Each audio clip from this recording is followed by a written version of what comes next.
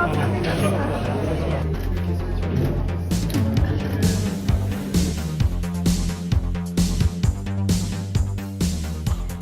ce faire, nous avons convié aujourd'hui Violeta Sanchez, qui est mannequin et muse, Isabelle Mondini Zaza, assistante historique et couturière et collaboratrice à la fois de Thierry Mugler et de Asdine Alaya, Antoine Crou, qui était illustrateur pour Mugler, auteur de pièces si exceptionnelles, et Olivier Saillard, directeur de la Fondation et commissaire de l'exposition.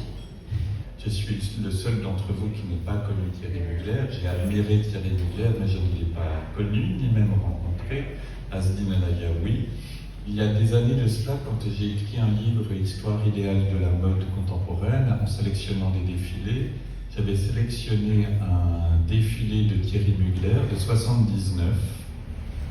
Et puis en ayant travaillé aussi sur l'exposition consacrée à Asdine Alaya au Palais Galliera, j'étais retombé sur ce document. J'avais été très heureux de lire dans un dossier de presse de la maison Thierry Mugler qu'il remerciait lui-même Asdine Alaya pour la réalisation des smokings qui n'auraient pas été aussi beaux sans Monsieur Alaya. Autant vous dire que c'est une chose aujourd'hui qui ne serait pas tolérée par un groupe de luxe, par une forme de concurrence qu'ils n'avaient pas entre eux. Et puis Monsieur Alaya, je veux le rappeler, à cette époque, après être arrivé à Paris en 1956, pour faire bref, M. Alaya était un couturier en chambre qui travaillait pour une clientèle raffinée, privée, notoire ou anonyme. Et puis aussi, au gré des demandes, il pouvait donner un renfort de création chez Mugler notamment.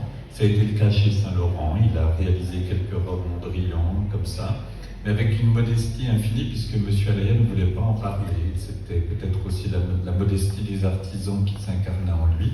Thierry Mugler qui va vraiment le motiver. Cette amitié, c'était vraiment une rencontre amicale très forte, pas artificielle. À l'époque, moi j'ai connu un Thierry très différent. Il buvait des jus de carottes et mangeait des graines. Il embrassait les arbres, c'était yoga, méditation. On a fait, et puis de fil en donc on faisait tout était très artisanal. On faisait avec les moyens du bord, il n'y avait pas d'argent, on montait aux fournisseurs, puis on ne répondait plus au téléphone parce qu'on savait plus quoi dire. Et je dois dire, après j'ai eu la chance de côtoyer Asdine, j'ai vu l'étincelle entre les deux, je m'en souviens comme si c'était, enfin j'ai un cliché visuel de Asdine qui vient, c'est 3 jours avant le défilé, il fallait absolument faire ses smokings et Asdine très simplement, très calmement, alors que tout ça était très siroté et c'était absolument incroyable. Quoi. Je ne connais pas, vous avez parlé de Balenciaga et Vionnet, je ne connais pas d'autres créateurs qui. Enfin, Asdine n'était pas encore le créateur qu'il était, mais donc il travaillait un petit peu.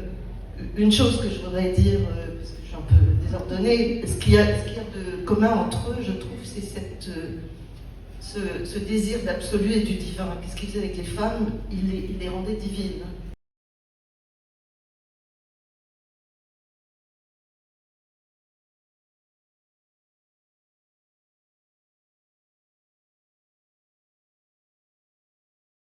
Antoine, vous avez commencé à travailler avec Thierry Mugler un peu plus tard.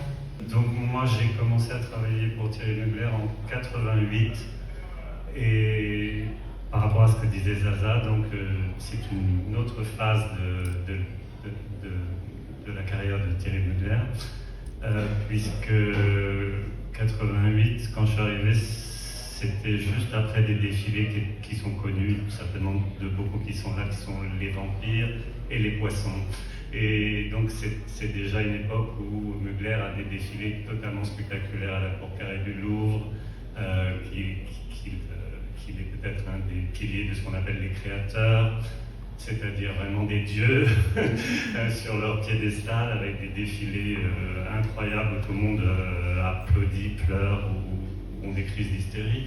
Donc on est maintenant dans une époque où Mugler est, peut-être par rapport à ce que tu as connu, bricoleur dans son petit studio où, disons, spirituel et mangeant des graines, il est déjà devenu une espèce de quelqu'un qui a l'air inaccessible.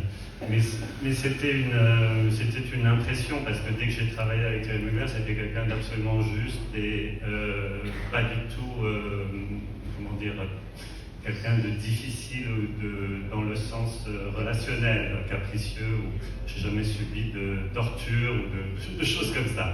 Donc il avait ce statut de star, mais il était tout à fait agréable à travailler.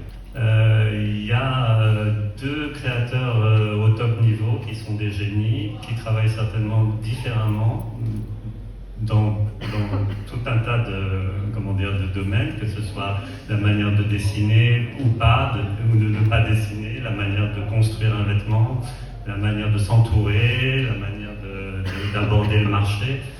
Je pense que ce sont deux génies et, comme l'a dit Olivier, bien sûr, ils travaillent un peu sur la même idée de la femme. C'est une femme à talons, généralement. C'est une femme qui est sublimée, comme disait Zaza. C'est une femme qui a des références sur le glamour passé de certaines époques. J'ai aucune expérience sinon amicale avec Asdin. Par contre, Thierry, alors d'abord, je reprends quelque chose que tu viens de dire. Ce qui est portable et pas portable, rien n'est importable. Tout dépend des circonstances. Oui, non, stop. T'imagines un défilé avec que des trucs portables de Mugler ou d'Asdin. Tout est portable. C'est après où tu portes et comment tu portes. À l'époque, j'étais pas du tout mannequin et j'avais été découverte au théâtre par, j'avais beaucoup de chance, par Helmut Newton et Yves Saint Laurent contemporainement. Et donc, j'avais été propulsée direct sur les podiums de haute couture, à faire des campagnes de publicité pour Saint Laurent, etc. Et donc, Thierry avait demandé à me voir, et lorsque j'étais arrivée, il m'avait donné un vêtement, il m'avait fait marcher, et il m'avait dit « Oh là là, moi je vous aime vraiment beaucoup, mais alors vous savez vraiment pas marcher. » Et il me dit « Mais j'aimerais vraiment vous revoir, cette saison ça n'ira pas, mais revenez la saison prochaine. » Et je me suis dit « Il est quand même très charmant et très gentil, et c'était vraiment une jolie manière de me dire que j'étais nulle. » Et puis je suis partie de là, comme ça, tranquillement, parce que pour moi c'était pas mon métier, donc ça m'a pas tellement traumatisée. Et puis la saison suivante, c'est lui qui a appelé, qui a dit « Bon, la petite, vous me la renvoyez là, que je vois comment elle a essuyé les plâtres chez les autres. » Et du coup, j'ai commencé à travailler pour lui à ce moment-là, et puis je crois qu'on a quasiment jamais raté un défi, parce que je continuais quand même à faire un petit peu l'actrice, tout ça. Puis des fois, je ne correspondais pas à la collection, mais on a énormément travaillé ensemble. Et quant à Asdin, on ne travaillait pas ensemble parce que j'avais pas le corps qu'il lui fallait, j'avais pas les courbes, j'avais pas. Mais on s'aimait beaucoup, donc on avait un rapport extrêmement affectueux et respectueux. Et moi j'avais beaucoup d'admiration pour lui, et pour Thierry d'ailleurs. Et ils avaient cette chose en commun d'être tous les deux, si je ne me trompe pas, des autodidactes, et extrêmement doués et extrêmement exigeants.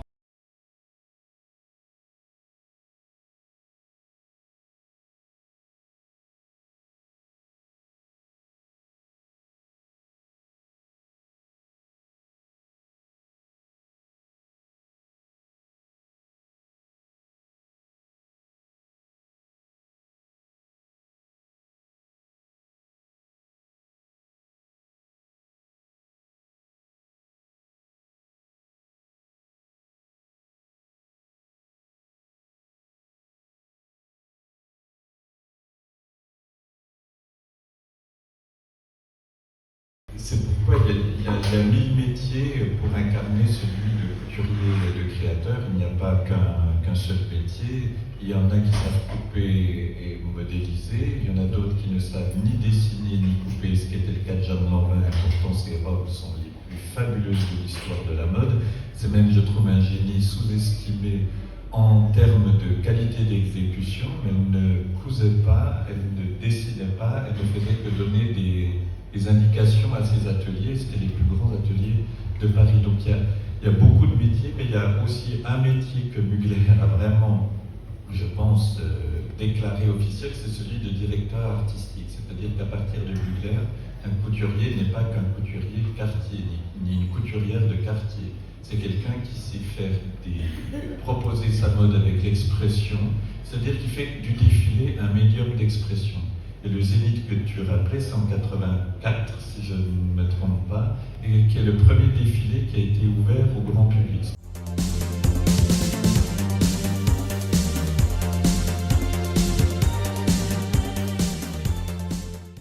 This is the first time you've ever had a fashion show. Absolutely. Never did one before. And why is that? Yeah, no idea.